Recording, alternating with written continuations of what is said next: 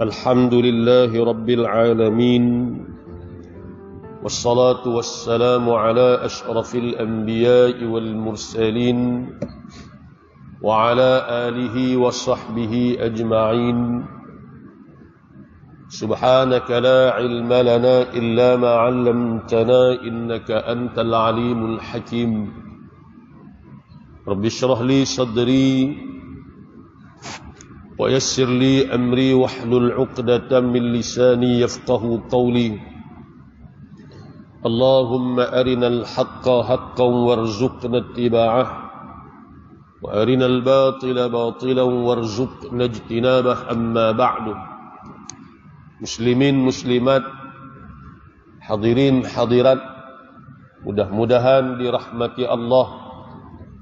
Pertama-tamanya marilah sama-sama kita panjatkan kesyukuran kehadrat Allah Subhanahu wa taala atas limpah kurnia dan keizinan daripada Allah dapat sama-sama kita menghadirkan diri ke rumah Allah pada pagi yang penuh dengan keberkatan ini.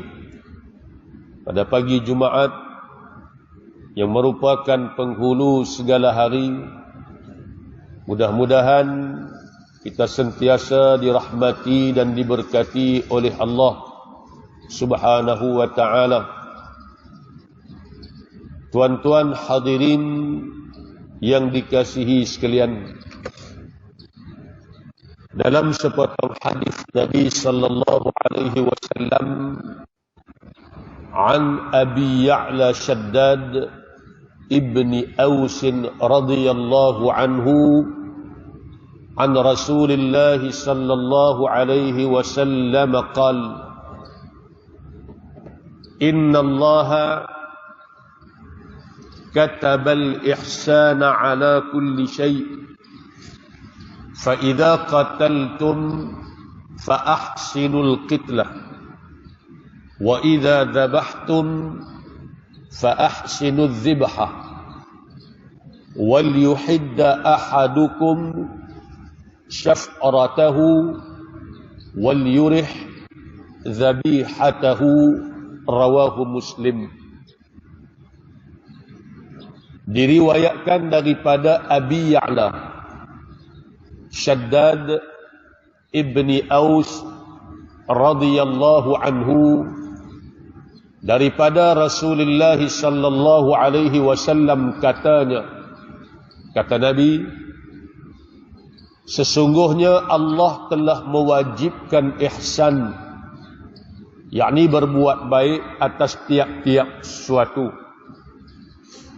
Apabila kamu membunuh, maka elokkanlah pembunuhan. Dan apabila kamu menyembelih, maka elokkanlah penyembelihan. Dan hendaklah salah seorang kamu menajamkan mata pisaunya. Dan hendaklah ia melapangkan binatang sembelihannya. Hadis riwayat Imam Muslim.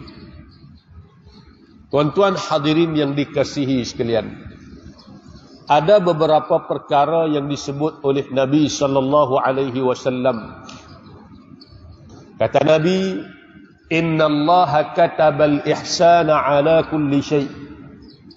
Sesungguhnya Allah mewajibkan kita melakukan ihsan atas tiap-tiap sesuatu.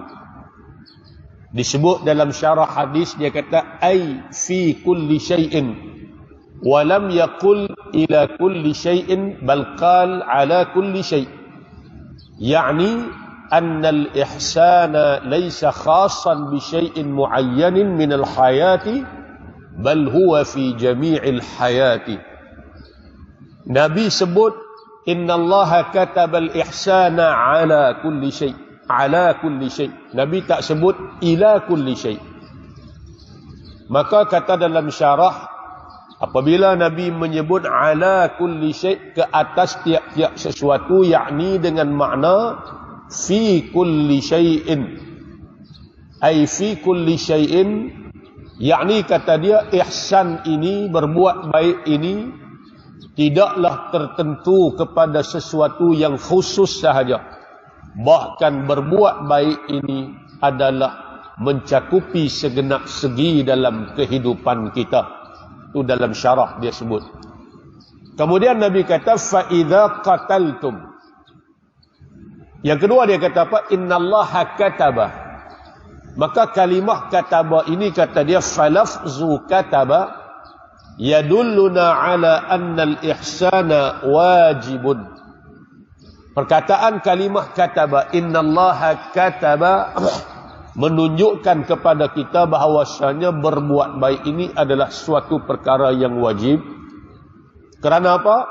Lianna lafza kataba 'inda al-usuliyyin min alfazi alladhi yustafadu biha al-wujub. Kata dia, di antara pandangan ulama, perkataan kataba ini di sisi ulama usul menunjukkan ataupun memberi makna wajib. Maka Allah mewajibkan atas kita untuk berbuat baik pada segenap segi kehidupan kita.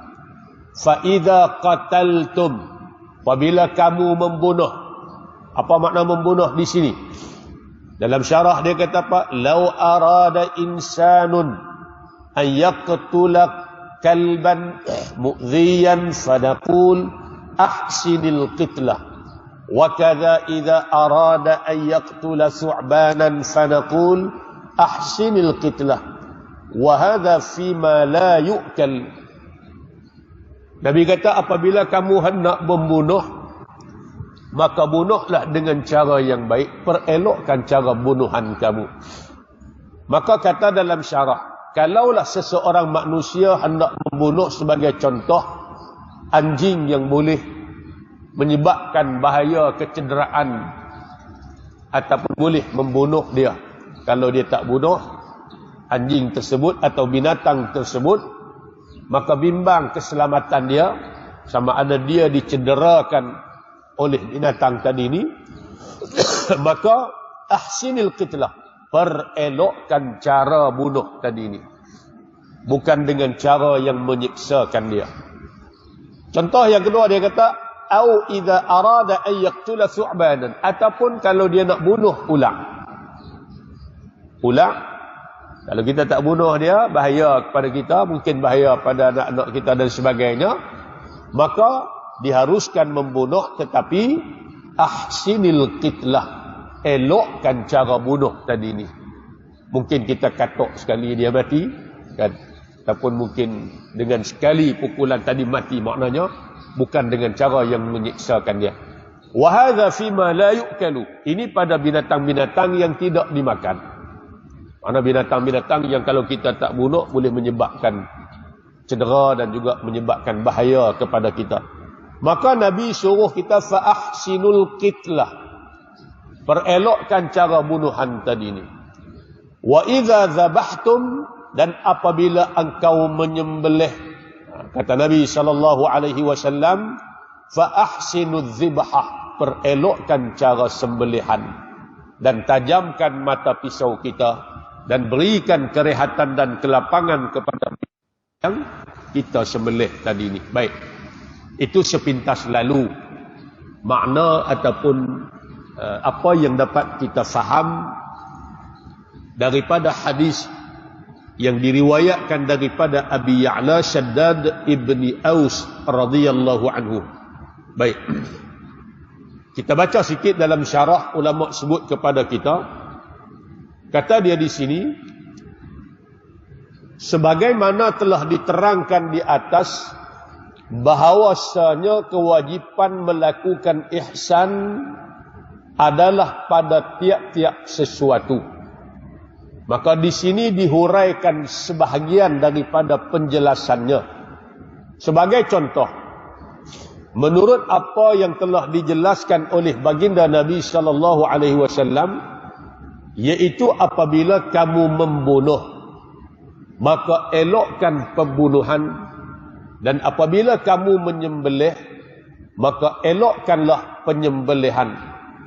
Mengelokkan pembunuhan dan penyembelihan menurut cara yang sebaik-baiknya sesuai dengan syarat yang diperlukan adalah bermakna memenuhi konsep ihsan yang disebut oleh Nabi SAW. Baik, mengelakkan pembunuhan adalah menghendaki supaya pembunuhan yang hendak dilakukan terhadap seorang pembunuh adalah menurut cara yang tidak menambahkan lagi siksaannya. Ini kalau melibatkan hukuman qisas kepada orang yang dihukum bunuh dengan sebab dia melakukan jenayah yang melayakkan dia untuk dibunuh, maka dilakukan pembunuhan itu dengan cara yang terbaik, mana cara yang tidak menyiksakan dia.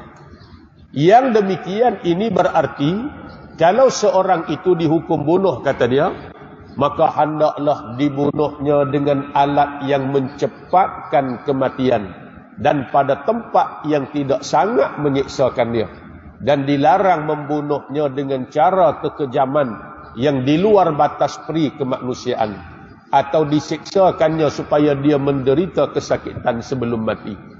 Macam mana Islam syarak, Islam suruh kepada kita, cara yang disuruh oleh Islam, cara yang terbaik. Tidak sebagaimana yang dibuat oleh Barat, kita tengok dengan kerusi elektrik dia dengan racun, menyiksakan. Walaupun dia melakukan jenayah yang melayakkan dia untuk dibunuh oleh, maknanya dihukum bunuh sebagai balasan terhadap pembunuhan, ataupun mungkin kerana dia murtad, atau mungkin kerana sebab-sebab yang ada hak pada agama, maka pada ketika itu hukuman bunuh tadi dilakukan dengan cara yang terbaik supaya tidak menyiksakan dia dan mencepatkan kematian dia. Demikian sekali ihsan kepada dia, kan, ihsan kepada dia. Tidak sebagaimana Barat lah, kononnya dakwaan mereka, cara mereka lah yang terbaik. Tak, sebenarnya cara yang dianjurkan oleh Islam itulah yang terbaik. Baik, ini di antara sifat yang terbaik yang disebut sebagai ihsan dalam agama kita. Menurut riwayat bahawa Nabi SAW pernah satu ketika membenarkan pembunuhan dengan cara membakar satu ketika. Kemudian baginda melarang pula pembunuhan secara itu, sebagaimana yang disebut dalam Sahih Bukhari dari Abi Hurairah radhiyallahu anhu, katanya, telah diutuskan kami oleh Rasulullah sallallahu alaihi wasallam dalam satu rombongan, dan baginda bersabda, jika kamu mendapati dua orang lelaki dari suku Quraisy, maka hendaklah kamu bakar kedua-duanya dengan api. Ini pada awal dulu. Pernah Nabi sebut kepada Abu Hurairah riwayat hadis, kami diutuskan oleh baginda Nabi SAW dalam satu rombongan. Nabi kata, kalau hampa jumpa dua Quraisy, tak disebut siapa dia, maka hendaklah kamu bakar mereka. Bakar, bunuh dengan cara bakar. Kemudian sewaktu kami hendak keluar, bila kami nak keluar, Nabi bersabda pula, sesungguhnya aku telah memerintah kamu supaya kamu membakar kedua orang lelaki itu dengan api, padahal tiada boleh diazabkan dengan api itu kecuali Allah. Maka dinasahkan, dibatalkan perintah Nabi yang pada mulanya. Mula Nabi bagi dan Nabi suruh. Bila sahabat nak keluar api je, Nabi kata apa? Dulu tadi aku suruh kamu bakar. Maka tidak boleh kita menghukum makhluk ni, lebih lagi manusia, dengan hukuman bakar, karena bakar api ini adalah hukuman hak Allah Subhanahu wa taala. Hanya Allah sahaja yang berhak untuk membakar orang-orang yang zalim, yang kafir dalam api neraka. Maka Nabi kata, sebab itu jika kamu mendapati keduanya, maka bunuhlah keduanya, bukan dengan cara membakar tadi ni. Itu kita, tuan-tuan, dengan api ini maknanya itu azab yang dikhususkan oleh Allah Subhanahu wa taala untuk Allah. Mana Nabi kata apa? Tidak boleh mengazabkan sesuatu itu dengan api kecuali Allah Subhanahu wa taala. Itu kita tak boleh nak duk bakar binatang hidup dan sebagainya. Karena itu sudah tentulah akan menyiksakan dia, dan tak ada sikit pun ihsan kepada binatang tadi ni. Maksud dari keterangan ini bahawa Nabi melarang pembunuhan dengan membakar. Kadang kita bakar, kan? Bakar semut lah, bakar rengga lah, bakar tebuan lah. Jangan guna api. Jangan guna api. Sekalipun pada mulanya diperintahkan demikian. Pada awalnya Nabi suruh para sahabat tadi jumpa dua Quraisy ni bakar. Ini Nabi tarik balik, mana Nabi batalkan hukum tadi setelah beberapa ketika tak dan sahabat baru nak keluar. Sekalipun pada mulanya diperintahkan demikian, tetapi dibatalkan kerana pembakaran untuk pembunuhan adalah siksaan. Siksa belum nak mati itu.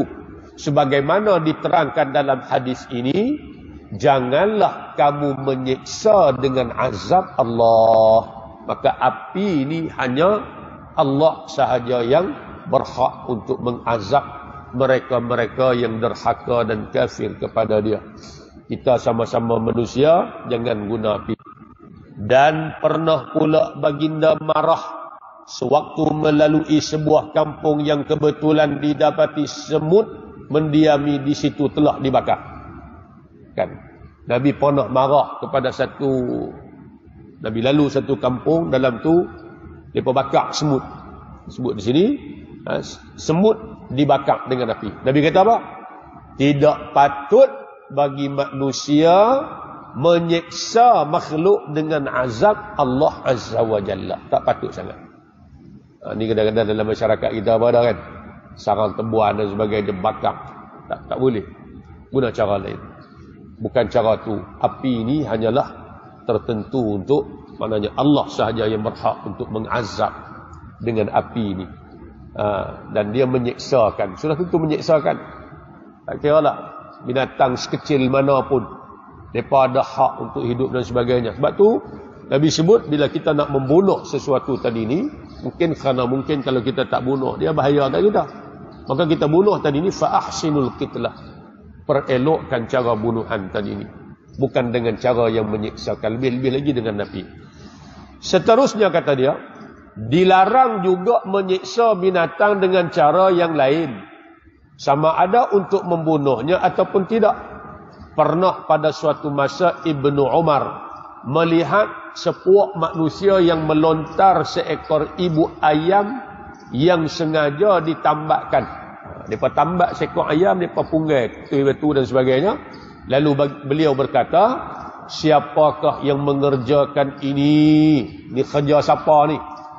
Tambak ayam, ayam tak boleh lari, ambil betul-betul punggai.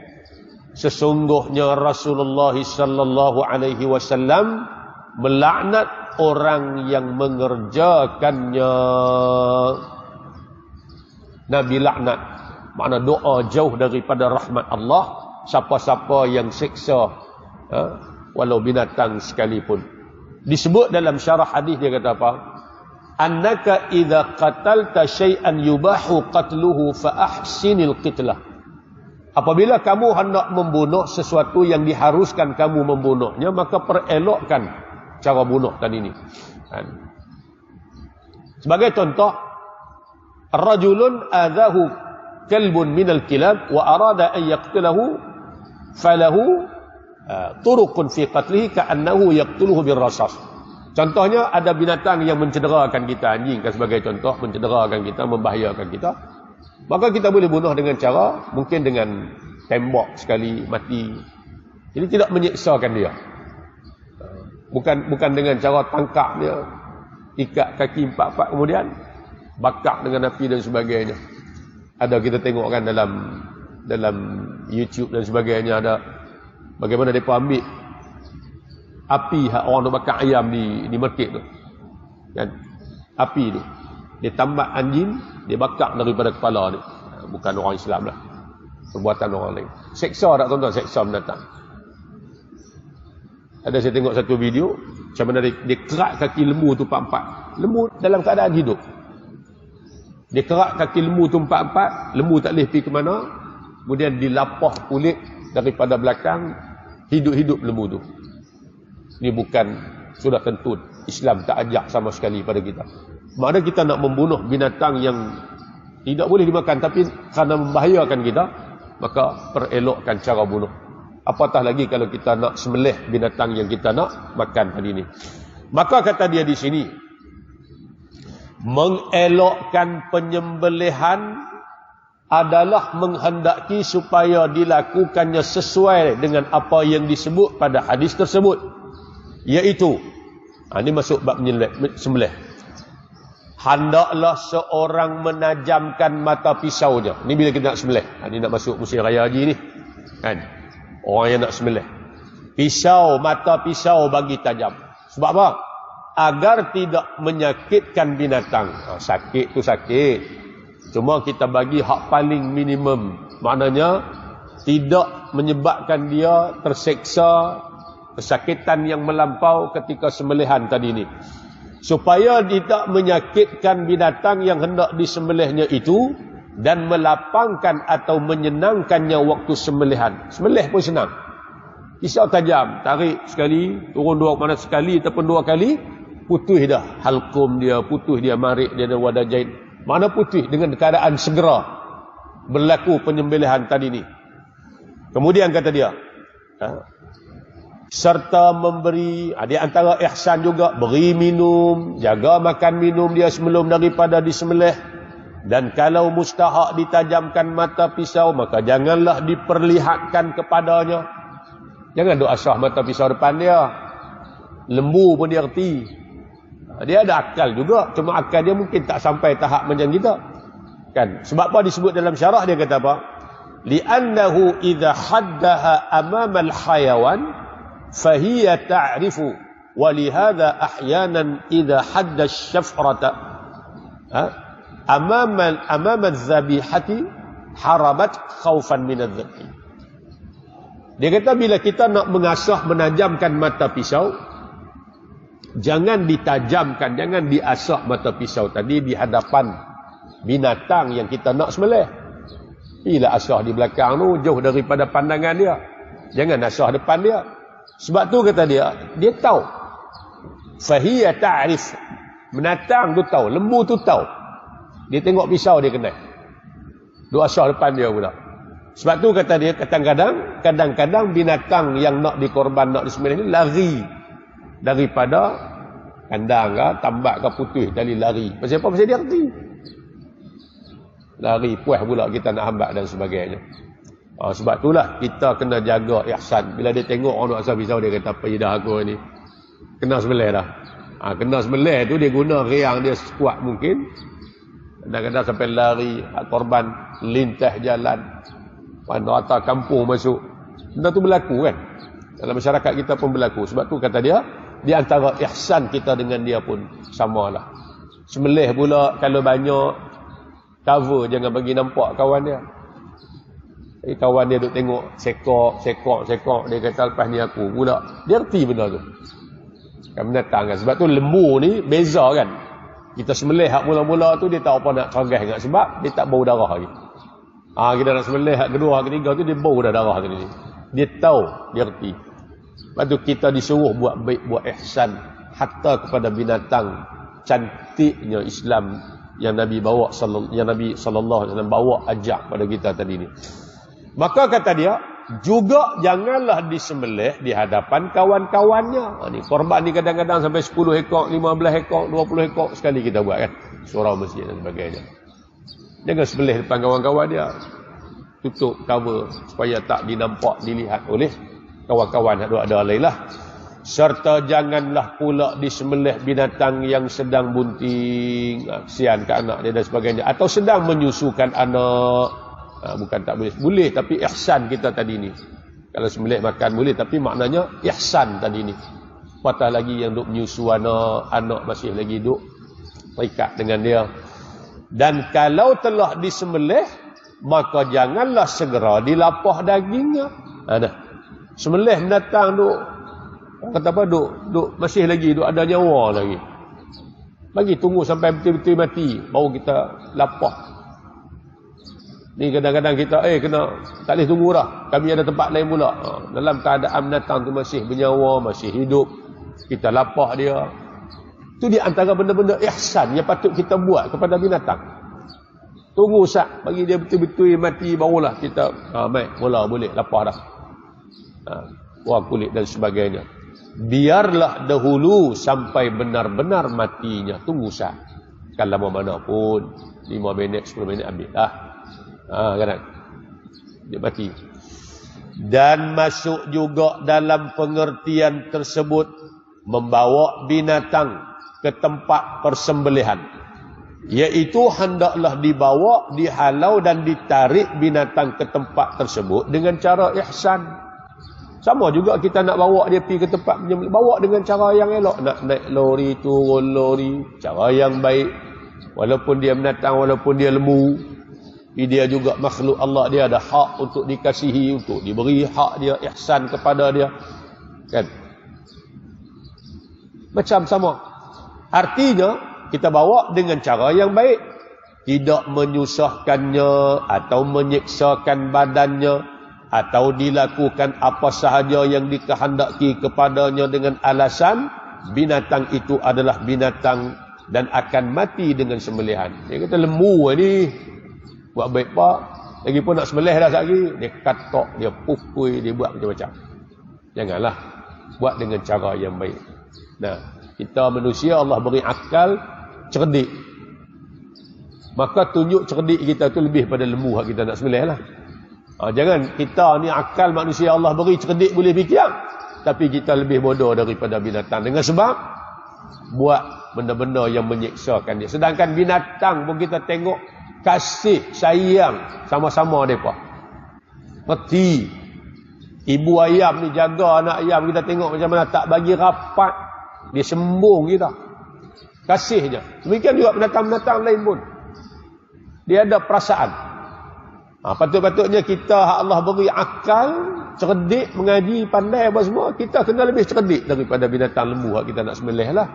Jangan sampai kita menyiksakan dia semata-mata kerana nak bagi mudah kerja kita, ataupun kadang-kadang kerana nak niagaan dan sebagainya. Jangan. Buat baik kepada binatang tadi ni. Buat kebaikan. Ni. Kemudian kata dia, hal ini bertentangan dengan pengertian ihsan. Mana kalau kita tak buat baik, kita siksa dia semata-mata kerana nak bawa pergi sembelih, maka ni bukan apa yang diajak oleh agama kita kepada kita. Yang juga berlawanan dengan semangat peradaban agama Islam. Islam tak suruh buat lagu tu, bahkan Islam suruh buat baik. Menurut keterangan riwayat bahawa ada seorang lelaki yang bekerja sebagai tukang sembelih. Pada suatu masa, kambing yang hendak disembelihnya itu lari daripada kepungannya. Lalu dikejarnya hingga ke tempat Nabi SAW. Kemudian setelah dapat ditangkapnya, maka ditarik kaki kambing itu secara kasar kerana hatinya sangat marah. Ini ada satu cerita zaman sahabat Nabi. Dia nak sembelih kambing, kambing lari. Hambat kambing sampai tempat Nabi. Dapat-dapat tu dicepung, diheret kaki lembu kambing tadi. Kawan panas hati lah. Kawan panas, marah. Dia heret dalam keadaan kasar. Maka kata dia, waktu itu kebetulan Nabi SAW melihat perbuatannya, lalu berkata kepadanya, sabarlah, menurut perintah Allah, tariklah dia dengan cara lemah lembut. Sabar, Nabi kata, tarik elok-elok, lemah lembut dengan binatang walaupun kambing. Begitu sekali cantik. Ni yang kata rahmat Nabi. Wa ma arsalnaka illa rahmatan lil alamin. Dan tidak kami utuskan kamu wahai Muhammad melainkan utusan kamu bawa rahmat sekalian alam. Kita manusia terima rahmat lebih-lebih lagi. Kan? Hatta ulama kata bukan takat orang Islam, orang kafir pun terima rahmat daripada perutusan Nabi. Allah tangguhkan azab. Binatang dan juga makhluk lain juga terima rahmat daripada perutusan Nabi SAW. Di antaranya inilah, bila Nabi tengok perbuatan sahabat tadi kasar pada kambing, Nabi tegur sahabat, sambak Nabi kata, heret cara baik-baik, cara elok-elok. Yang sudah semestinya tidak diajak. Maknanya, dalam agama lain, dia buat benda-benda yang sedang katok kepala kita tengok kan. Kepala 2 kali, mempuih terus makan dan sebagainya. Tidak sebagaimana dalam ajaran agama kita suruh buat ihsan. Sama ada binatang tu yang kita boleh makan untuk disembelih ataupun yang membahayakan. Perelokkan cara kita bunuh tadi ni. Baik. Apa kesimpulan yang dapat kita ambil daripada hadis ni? Kata dia yang pertama, agama Islam adalah agama ihsan, berbuat kebaikan. Ihsan berarti kita buat baik atau sesuatu yang baik yang tidak berdosa, tidak berbahaya atau tidak merosakkan. Dan bidang ihsan ini adalah luas. Tiap-tiap pekerjaan yang membawa kepada kebaikan, mestilah ada padanya orang yang melakukan ihsan. Ihsan pernah dilakukan dengan amal, dengan tenaga, dengan fikiran, dengan harta benda. Dan orang yang melakukan ihsan kebaikan ini dipanggil muhsin. Mana orang yang buat baik. Artinya orang yang berbuat kebaikan. Atau orang yang berbuat sesuatu yang baik dengan cara sopan santunnya. Ini salah satunya. Mana Islam agama yang sangat menyuruh kita melakukan sesuatu ihsan tadi ini baik. Hatta dalam ibadat kita pun disuruh buat dengan baik. Ihsan. Apa dia? Ihsan an ta'budallaha ka'annaka tarahu fa in lam takun tarahu fa innahu yaraka. Kamu beribadat menyembah Allah seolah-olah kamu melihat Allah. Tapi kalau kamu tak nampak, tak mampu melihat Allah, maka Allah melihat segala perbuatan kamu. Maka kita akan buat sehabis baik-baik. Yang kedua kata dia, bahawa ihsan dalam Islam bukan sahaja terbatas pengertiannya, bahkan meliputi segala yang hidup. Sebab itu agama Islam adalah agama yang membawa unsur peradaban dan tamadun yang tinggi berdasarkan ajaran ilahi. Dan juga ajaran Nabi SAW. Maka dengan ihsan ini, seseorang Islam adalah seorang yang cinta kebaikan dan benci kepada keburukan. Kasih kepada penyantunan, musuh kepada kekerasan dan sebagainya. Buat ihsan dalam kehidupan kita. Dan kita dengan manusia lebih-lebih lagi. Kita dan dengan anak-anak lebih-lebih lagi. Kita dengan isteri lebih-lebih lagi. Kita dengan makhluk Allah.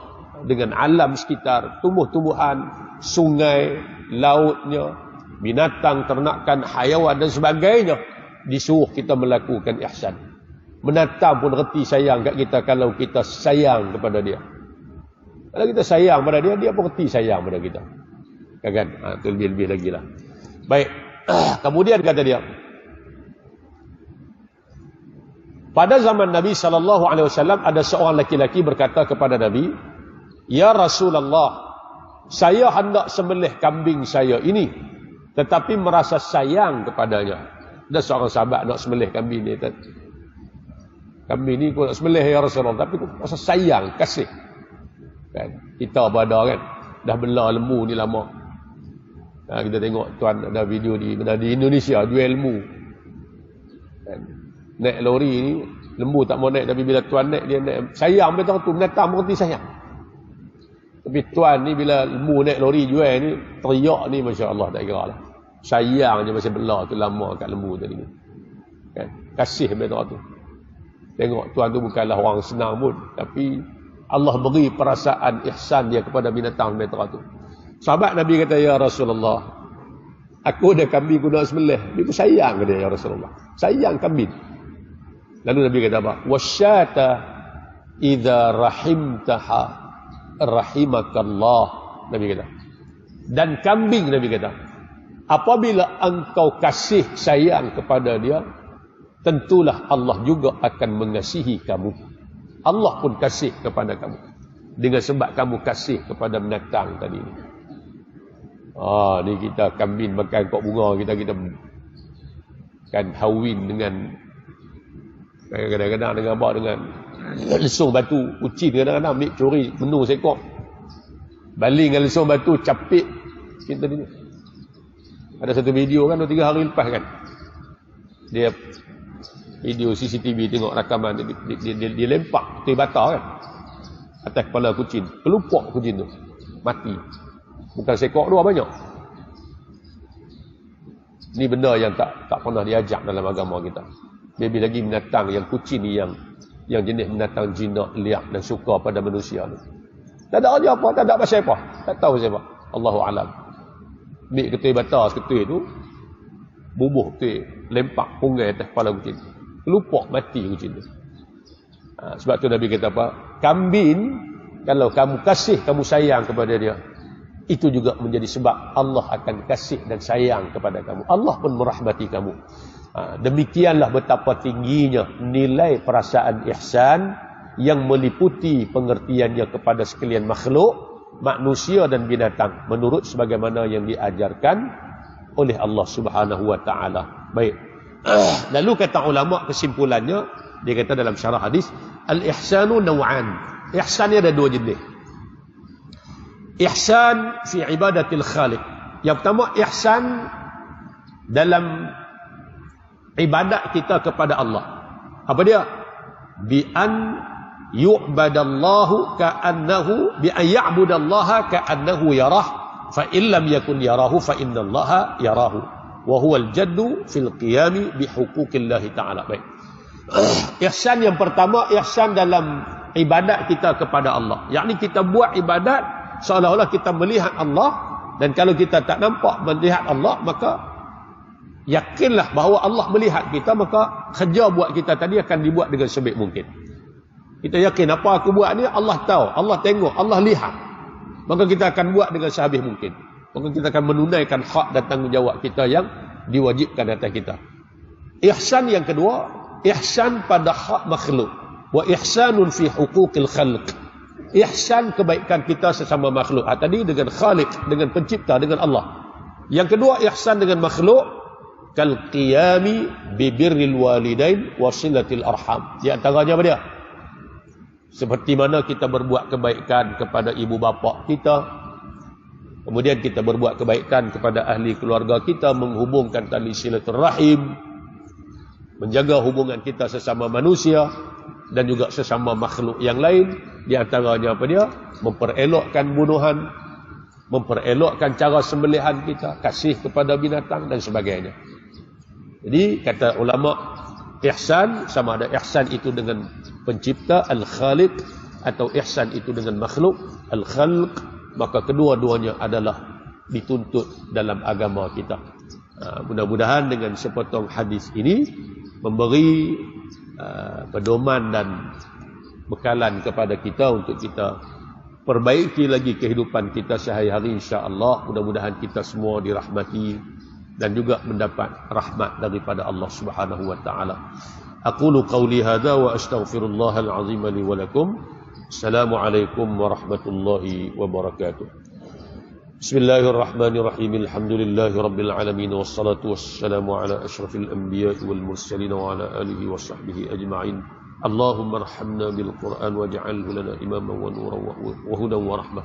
Allahumma dhakkirna minhu ma nusina wa 'allimna minhu ma jahilna warzuqna tilawatahu ana al-layli wa atraf an-nahar waj'alhu lana hujjatan ya rabbal alamin.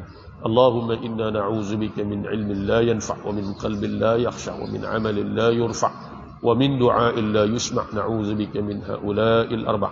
ربنا آتنا في الدنيا حسنة وفي الآخرة حسنة وقنا عذاب النار. وصلى الله على سيدنا محمد وعلى آله وصحبه وبارك وسلم. والحمد لله رب العالمين. تقبل الله منكم منا ومنكم.